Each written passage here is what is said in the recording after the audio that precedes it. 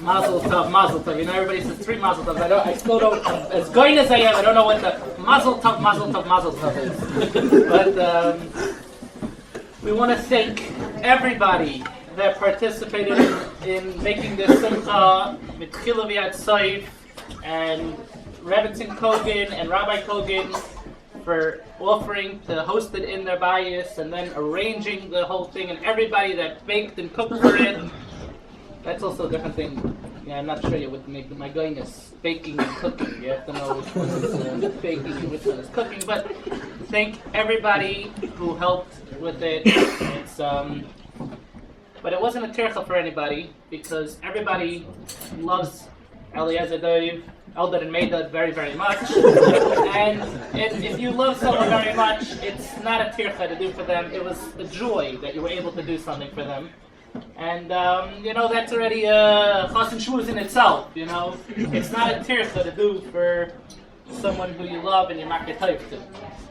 So it's a zayta chas and shmuz. Anyway, there's a kasha that everybody has, last week's parsha. How could there be a lav in the Torah not to be jealous? You know, you see something, you want it. Yes, you could control yourself and whatever, but how could there be a lav in the Torah from just seeing something and wanting it? Right there, you got a lav. It's a fascinating stuff. You see a fancy car and you want it. You got to know what the nakudas are, what's being jealous. I mean, they go into it, what it means. You want it or you don't want the other guy to have it. That's already going stuff. That's the other Yankel stuff. But the point of the matter is that how could there be a lav in the Torah not to be jealous? It's not to want something that somebody else. Right? You got a lav the second you want the thing that you don't have. So everybody says different shalom with kings and queens and servants, and the servant doesn't want to marry the queen, which is I don't understand that anyway, because servants do want to marry queens, and I was saying they say big mishalom over there that a servant boy would never want to marry a queen because he would never even think about that he could marry the queen, or it definitely makes a lot of sense if you think about it. You know, if you have the right perspective, it means you have the right perspective that the Rebbeinu Shalom holds. The Rebbeinu Shalom gives me everything that I deserve, and so if I don't have it, obviously it's not for me, and I don't deserve it. And it's so far fetched from me, like a servant boy and a king. But the Beis Halevi tells over a story that happened in his town to explain this his teretz to this kasha. And he says like this. He says there was this sweet boy, and his name was Baruch, and he was a good boy, and everything was doing good. And then one time, his Rebbe marked his test with a red pen, the wrong answer. And you know, today in Chinuch, they say that the Rebbe should not use red pens anymore, because red pens could knock the boy's confidence. So I don't know how the Beis Halevi knew this already back then. He said the Rebbe marked the test with the red pen, and long story short, our little Baruch turned into Bruce.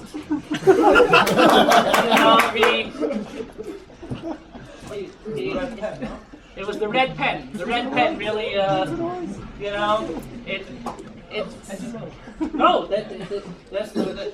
they say you can't be started on the kids anymore today. You use a red pen to mark a wrong answer. It's not going to be pretty what's going to happen, you know. So this Baruch turned into Bruce, and he started feeling hatred towards Yiddishkeit and Torah and the whole red pen society. No, seriously, everybody knows a Rebbe has a red pen. You know, it used to be, not anymore, by the way, but it used to be like the Rebbe was a red pen. Like you could ask any Rebbe, if you have a red pen, he has it in his jacket. You know, so the whole red pen society, the whole red pen kav, he started getting angry at, and he decided he was gonna go off the derech, but not just go off the derech. He was gonna like lahachas go off the derech, and so he decided he's gonna make it his life's goal to to be with every Zayna in the country. That was going to be his life's goal. That he was going to be with every Zayna that's in the country, and that's going to really show the red pen people, you know, those red pen mentions. He's going to get them, you know. So he started off. He looked in the phone book of all the thing, and he found out who is and who isn't, and he started his lifelong goal of doing what he was doing to be lahaches. And it was going very gewaldic, and every time he felt bad about himself, you know, that what he was doing, there was always that good, kind person who, you know, he was ready to come back, and the good, kind person said, "Come, have a cup of coffee with me, and you're doing good. I'll buy you a slice of pizza." You know, the people, they told them that if you see anyone going off the derech, you should invite them into your house, give them a piece of pizza and a cup of coffee, and tell them you're doing good. And so every time he was ready to come back on, somebody told him, "You're doing good." Whatever he just said, "Okay, I'm doing good," and it just kept him further and further away. And he felt good about himself. He felt like he accomplished something in this world. He felt he was the man who was with every Zayn in the country. And then there was one time a guy came to the town, and the guy saw him, and the guy said, "You know, what do you walk around with your head held up high, whatever, Azevi, you're such a godless thick man?" So he says, "What do I walk around like, Azevi, I'm a godless thick man? You know who I am? I'm saying I was with everybody in the country." So the guy told him, "You weren't with everybody in the country. You weren't with Zaina Hayidu, that's on that island, that's still part of this country. You never were with her." It mamish shattered his whole world. His whole world was shattered, and he wasn't able to walk around like he was. Even though he had so much under his belt already, he just wasn't able to walk around with the same head al dayin, because he wasn't the man who everybody in the country, you know. One time there was so they said to him, "So, you know, why don't you take a boat and go to the island?" So he said, you know, everybody knows you can't travel these waters. They're very, very choppy, and they're shark infested waters. You can. So for years he wasn't himself. He was, every time he felt bad, he decided he was going to come back on the derech. There was always that guy giving him the coffee and the pizza, and he just couldn't come back on the derech. But you know, and they even bought him a special tash to put his money in for the thing. They bought him a special bag. You know, the point of the matter is, there was 1 year that there was an Arctic freeze, like we're rather having now, but not like we're having now. It's rather very cold. No, rather we're having a very, very, very cold period. It's called an Arctic freeze, and the water that led to the island that was between this island and where he was froze over. Right?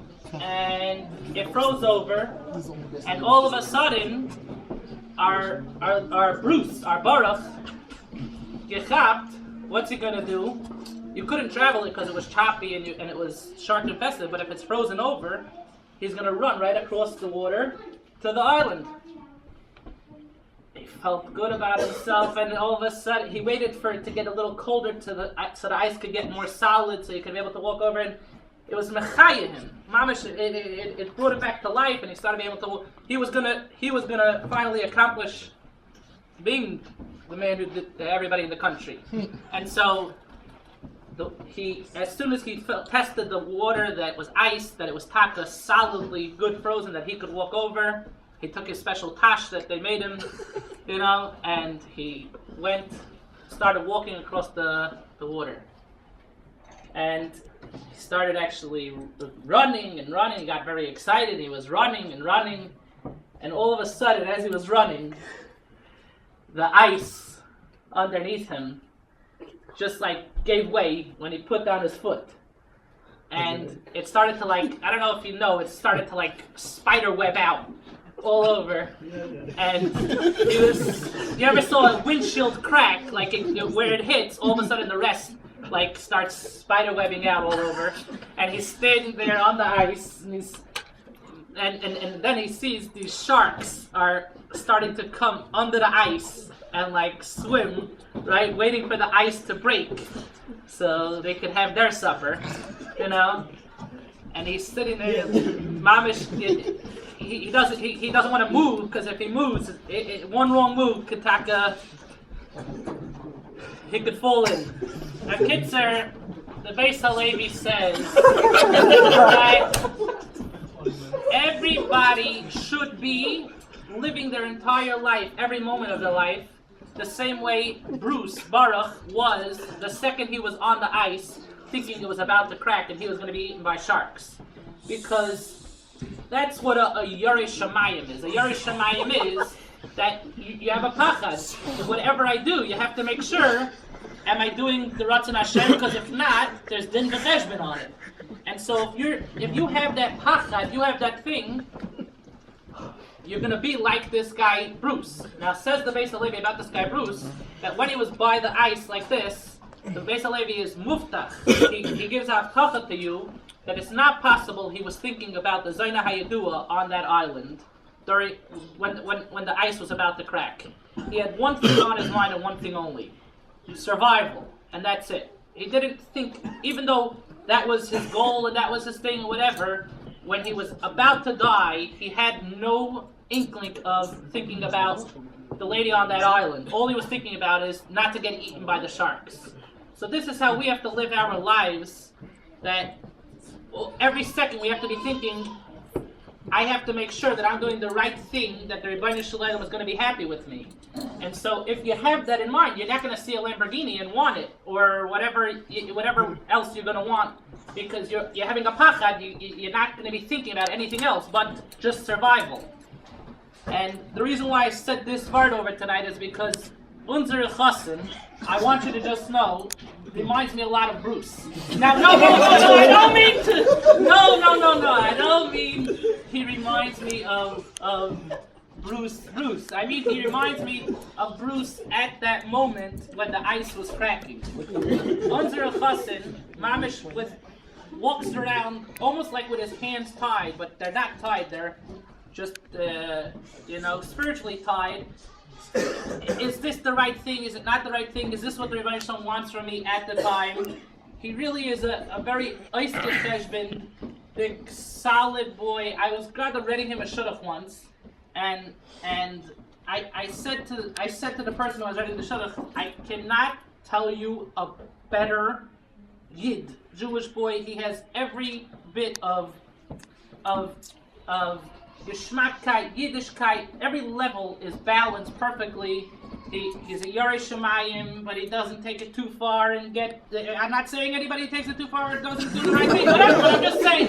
And he he could have a good time, but it's in a Geschmacka Eifen. Each thing he does is Eis Gecheshbet, is this, what the Rebbeinu Shalom wants from me, is this what I'm supposed to be doing right now? And our bracha to the chassan and kala is that you should live your lives like that. There's 120 and build a bayis and the kaddish for yourself a shameless affair.